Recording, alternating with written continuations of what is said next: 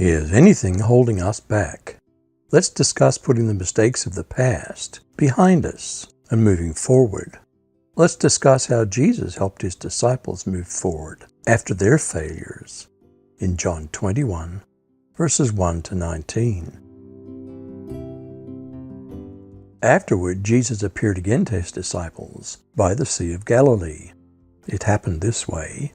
Simon Peter, Thomas, also known as Didymus, Nathanael from Cana in Galilee, the sons of Zebedee, and 2 other disciples were together. "I'm going out to fish," Simon Peter told them, and they said, "We'll go with you." So they went out and got into the boat, but that night they caught nothing.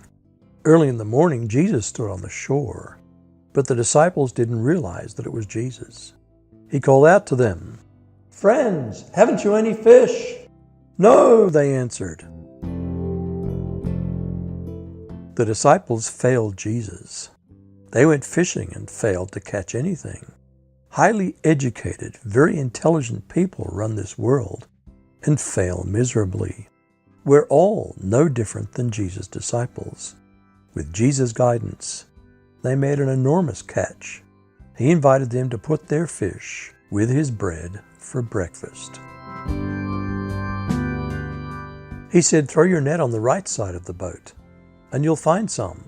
When they did, they were unable to haul the net in because of the large number of fish. Then the disciple whom Jesus loved said to Peter, "It is the Lord." As soon as Simon Peter heard him say, "It is the Lord," he wrapped his outer garment around him, for he had taken it off, and jumped into the water. A common net was flax, about 6 yards or meters across, with small lead weights around the outside. It was thrown to open up as it hit the water. The weights dropped and the net encircled the fish. Men then jumped into the water to retrieve the net, often naked. The fish were then sorted and counted so that each received a fair share. Day laborers usually helped with the duties. Fishermen probably knew the local Aramaic language, Hebrew, and also Greek, the language of trade. Jesus arrived and advised the experts. Who would let a stranger advise their business? The other disciples followed in the boat, towing the net full of fish, for they weren't far from shore, about 100 yards. When they landed, they saw a fire of burning coals there with fish on it, and some bread. Jesus said to them, "Bring some of the fish you've just caught." So Simon Peter climbed back into the boat and dragged the net ashore. It was full of large fish, 153. But even with so many, the net was not torn. Jesus said to them, "Come and have breakfast."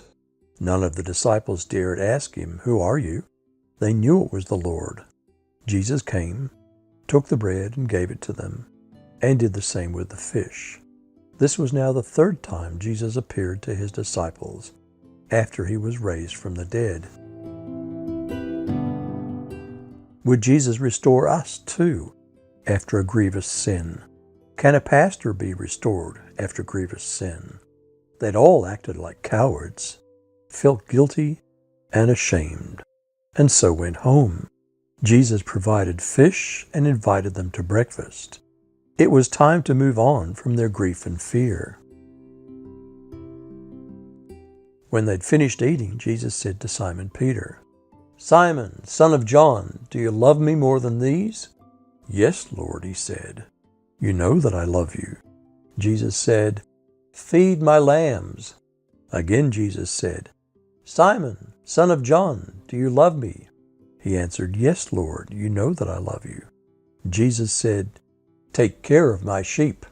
The 3rd time he said to him, "Simon, son of John, do you love me?"